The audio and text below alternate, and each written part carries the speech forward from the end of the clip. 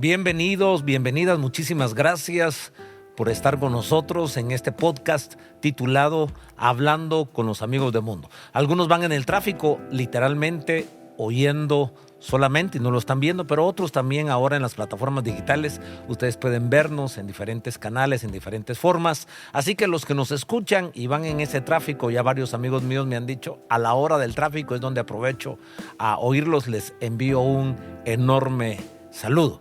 El amigo constante del día de hoy. El amigo Que te ayuda a crecer teológicamente. Nos estamos robando algún eslogan por ahí. Pero Galdino, bienvenido una vez más. Tenemos temas muy importantes. En estas semanas hemos estado hablando en nuestra congregación sobre temas doctrinales. Claro. Y los estamos trayendo aquí al podcast para desmenuzarlo y hablarlo de una manera así menos formal, claro, menos magisterialmente. En el púlpito le hemos pedido al Señor la gracia de un maestro, de un pedagogo para estar procesando temas muy importantes. Y el tema de hoy es un tema bíblico muy importante, es el tema de la creación. Y solo para llamar la atención de nuestros amigos, o por lo menos los que nos lean ahí, le estamos llamando creación versus evolución. Podríamos haberle llamado también ¿y tú vienes del mono? Porque la evolución sostiene eso. Y aquella famosa figura donde se mira al mono casi arrastrándose y poco a poco va enderezándose y transformándose también hasta que llega la belleza del ser humano. Del ser humano, sí. El problema es que esto se enseña como verdadero, como es sentado. Entonces, quizás este podcast o este tema que también trataremos en domingo beneficie mucho a los estudiantes, porque los maestros dan por sentada la evolución como última palabra y ahí fallan, porque la evolución no la podemos dar por sentada. De hecho, es una teoría.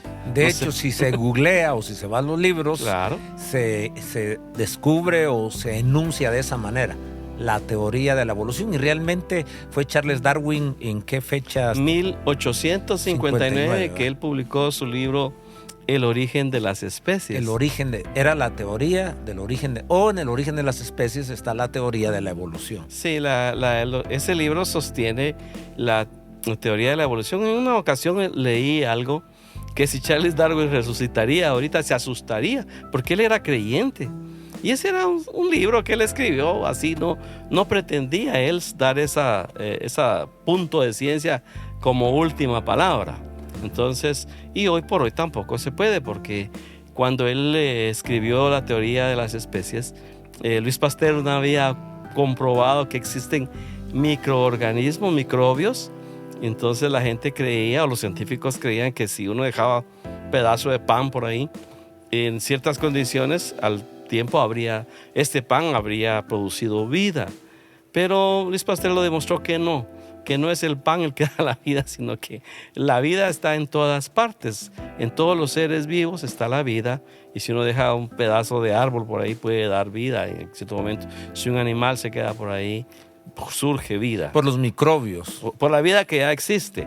Sí, microscópicamente. Y que en ese entonces no había la capacidad de ver tan diminutamente como ahora se tiene la capacidad de ver con esos ultra mega microscopios. Microscopios, sí.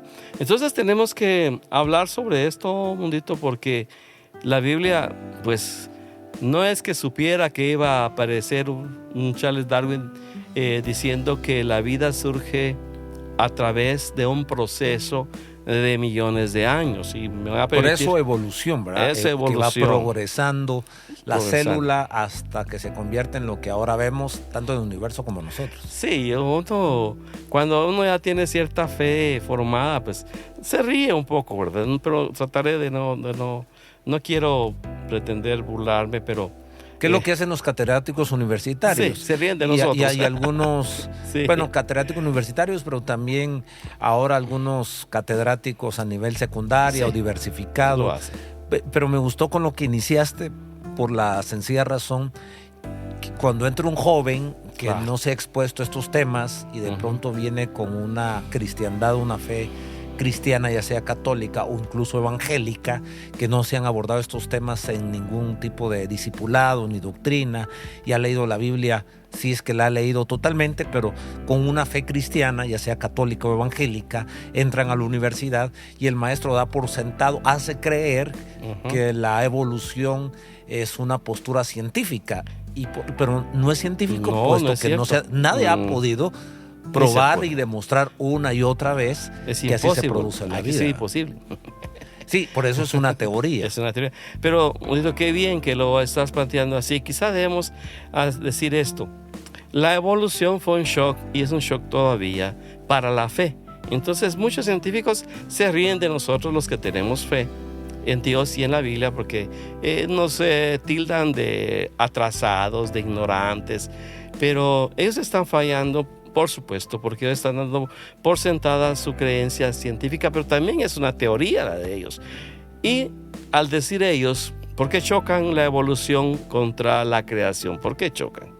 Porque la evolución sostiene que para que este mundo se llegue a ser como está, y que los seres vivos lleguen hasta hoy la corona que somos los seres humanos, tuvo que haber transcurrido millones de millones y quién sabe cuántos millones de años más, que de ya solo de ese punto es difícil de sostener, porque la historia que tenemos registrada nosotros, la historia universal.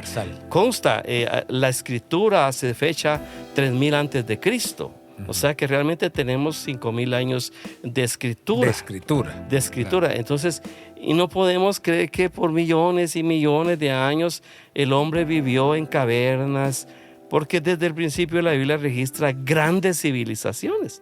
La egipcia, la babilónica, y la griega, caramba, que los griegos han sido científicos desde el principio.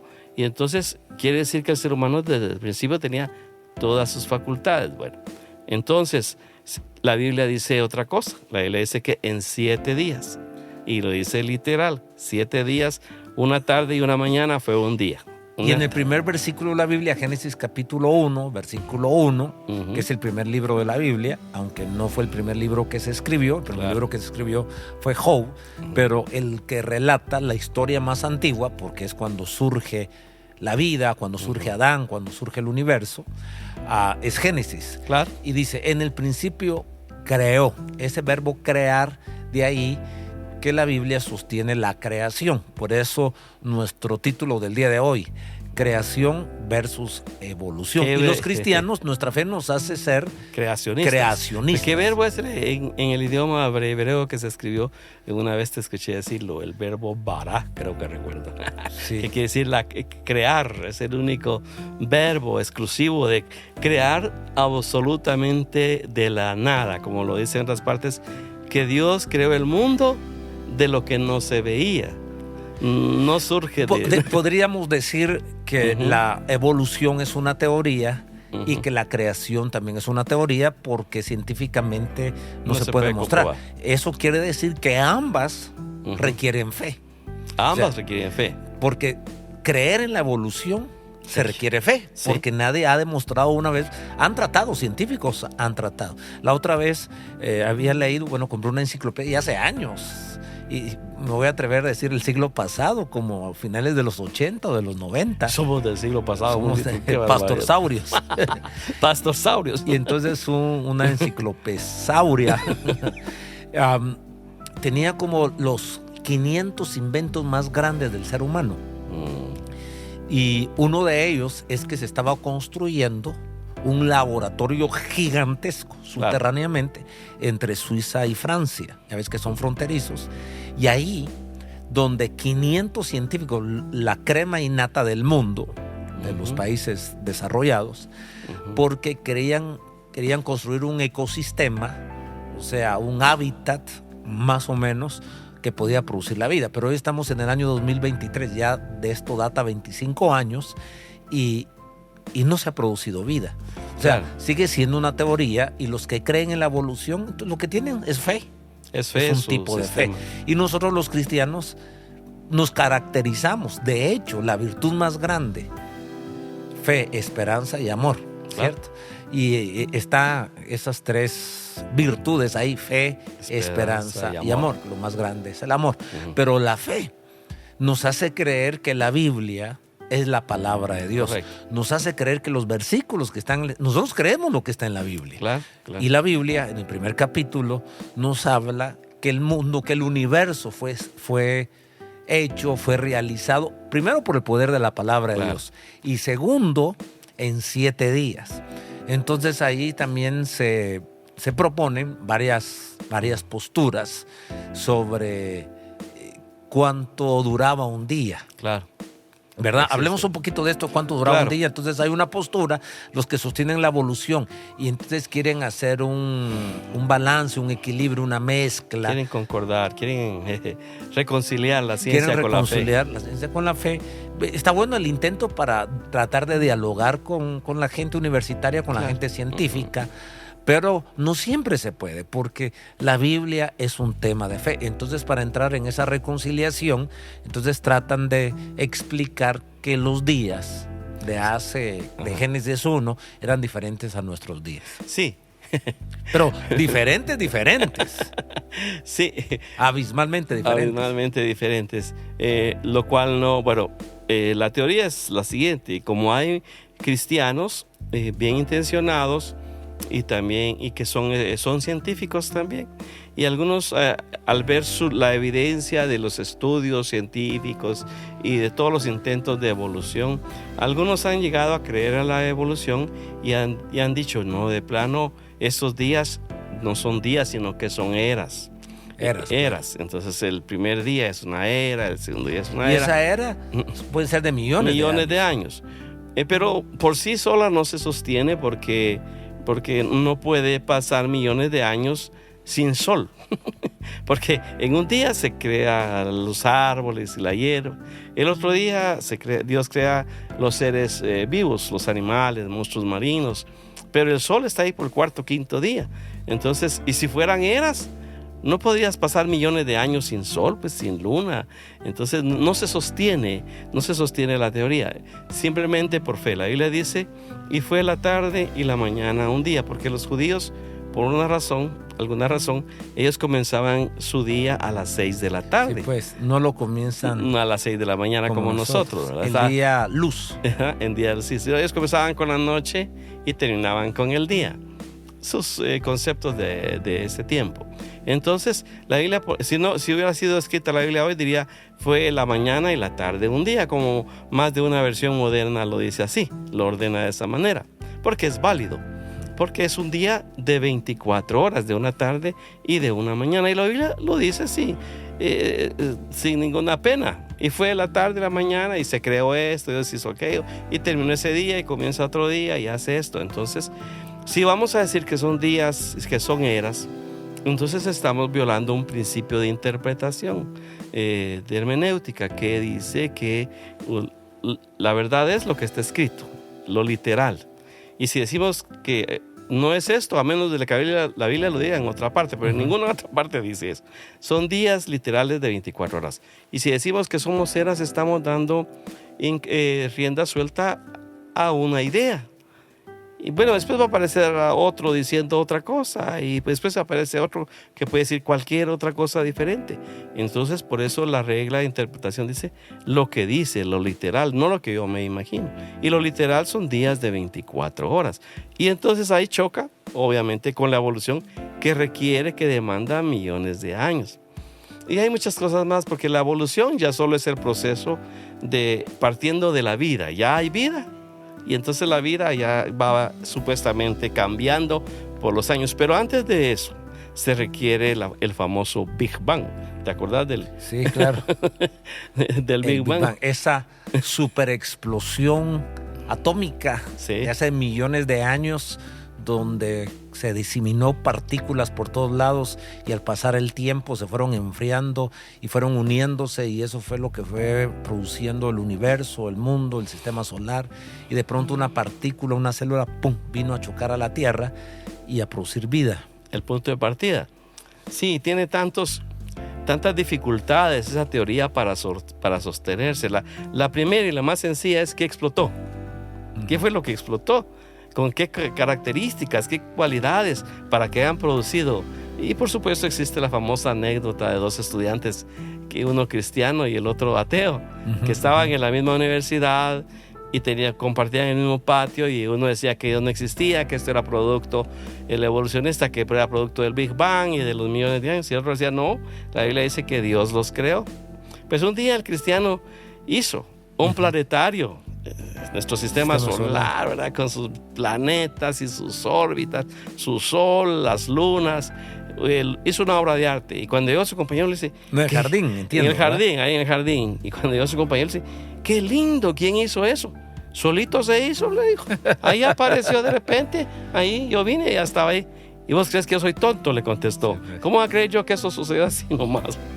Surgió así. Pues eso es lo que trato de explicarte, le dice. Buenísima analogía. Este universo, este universo funciona mejor que un reloj suizo. Es una maquinaria exacta, perfecta. Y macro. Y gigantesca. Ahora, el científico reclama que el universo, que una muestra o una prueba del Big Bang es que el universo está en constante expansión. El universo sigue creciendo. Y ellos dicen, es por el Big Bang. Sí, pero Dios es Dios es creador por naturaleza. Él es creador. Y la gloria de Dios es la que permite, la que hace que el universo sea en una constante expansión, porque Dios no tiene límites. Dios es ilimitado. Bueno, luego, ¿cómo vas a creer? Que llueve y llueve, al fin seca, apaga el terrón de piedra que anda rodando por allá. ¿Y cómo van a ser las órbitas para formarse? La gravedad. Es imposible. Esto se llama el argumento de causa y efecto. Nosotros somos el efecto y Dios es la causa. Por otro lado, nuestro cuerpo es una maravilla. Solo nuestro cuerpo. Solo nuestro cuerpo es una maravilla, y eso me lo puede decir cualquier médico y científico. ¿Cuántos discos duros se necesitan para tener la capacidad del cerebro nuestro? Inmensidades. Si la memoria no tiene límite, porque si haces un viaje, vas grabando los árboles, vas grabando el paisaje, lo vas grabando, y puedes pasar toda tu vida viajando, y todo el tiempo vas a estar. En determinado momento parás y te acordás, pasé por tal lugar, y de pronto pasás por uno que se parece, sí, hace 50 años pasé por un lugar parecido. Y a mí me ha sucedido. Yo tengo recuerdos de hace 55 años y un poco más todavía. Yo creo que solo tenés 50 años. Gracias. Casi das tu edad. Yo no evoluciono. Entonces, sí, somos una máquina extraordinaria, somos una computadora extraordinaria. Desde la perspectiva pensante, el cerebro que tenemos y la manera como funciona el cerebro, hasta también nuestros movimientos mecánicos que tenemos, esos psicomotrices que tenemos. Hablaba la otra vez con un médico. Ajá. Y me decía él, es increíble cuántos movimientos puede hacer la mano, que no se ha construido un robot que Ajá. pueda hacer todos los movimientos que la mano puede hacer. Puedes tener 3 movimientos, lo que es una máquina. Sí. Levantarte esto, movimiento, 1, 2, 3, pero la diversidad de movimientos que haces con la mano es una cosa extraordinaria. La motricidad que tiene la mano, reconstruir una mano, no se ha podido hacer. Y eso que ha pasado tantos años y la tecnología que se tiene ahora. Sí, estoy hablando para darles argumentos bíblicos a nuestros amigos. Hablando del argumento de causa y efecto, Dios es la causa, nosotros somos el efecto. Dice Romanos 3:19, porque las cosas invisibles de Dios, ¿verdad?, su eterno poder y deidad, se hacen claramente visibles por medio de las cosas hechas. O sea, que esta naturaleza, estos ríos, estas montañas, cómo funcionan las nubes, porque las nubes se van en cierto tiempo y regresan en su tiempo exacto, que recogen el agua del mar y la tiran sobre la tierra para regar, y que los agricultores saben que las primeras lluvias les ayudan para las primeras siembras, etc. Es que se necesita de un diseño inteligentísimo. No puede ser producto del azar. No es imposible que esto salga de una explosión. y si quiere podríamos probar. No se puede concluir que esto es el producto de una gran explosión. Somos, como dice la Biblia, hechura suya, creados en Cristo para buenas obras. Ahora que estás mencionando la Biblia, vamos a hacer la segunda parte de este podcast, pero yo quiero invitarles a que no se pierdan la segunda parte. Hoy lo introdujimos y lo rescatable es que hay dos posturas: la creación versus la evolución. La Biblia sostiene que Dios creó todas las cosas, lo hizo en 7 días, y la evolución requiere millones de años. Y hay algunos que quieren reconciliar o conciliar o encajar estas teorías dentro de la Biblia, la evolución con la creación. Entonces sí, Dios creó el primer día, Dios creó el segundo día, pero entre el primer día y el segundo día hay millones de años, y entonces ahí se da la evolución. Entonces quieren hacer una mezcla entre creación y evolución. Y el punto es que cuando uno entra a la universidad o personas científicas no le dicen a uno, esta es una teoría que no ha sido demostrada, hablando de la evolución. Claro. Te la presentan como que ya fue corroborada, sí, como que es una ciencia, y la evolución no es una ciencia, no ha sido demostrado y queda en el campo de la teoría. Eso exige fe. Y lo nuestro exige fe, pero nadie va a pensar que lo nuestro, nadie va a discutir que la Biblia requiere fe, que claro, los cristianos, nosotros alardeamos de fe. Nosotros alardeamos que confiamos que existe un Dios creador de todas las cosas. Pero los científicos no alardean de fe. No. Ellos alardean de comprobación y comprobación. Y no han podido comprobar la evolución, no han podido comprobar el famoso Big Bang, esa super explosión que hubo. Uh-huh. Por lo tanto, esa es la debilidad. Lo segundo es que nosotros los cristianos, pues sí creemos en la Escritura. Y tal vez, y con esto los queremos dejar para la próxima,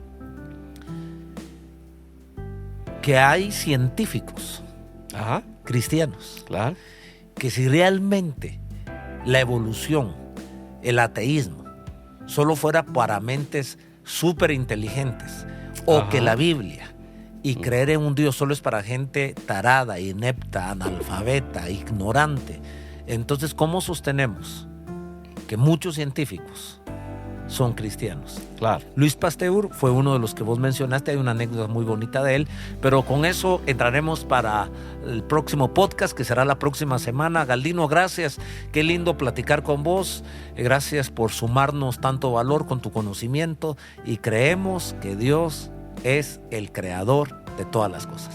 Es pues la fe, la certeza de lo que se espera, la convicción de lo que no se ve, y sin fe es imposible agradar a Dios. Dios demanda fe de nosotros. Nos vemos en el próximo.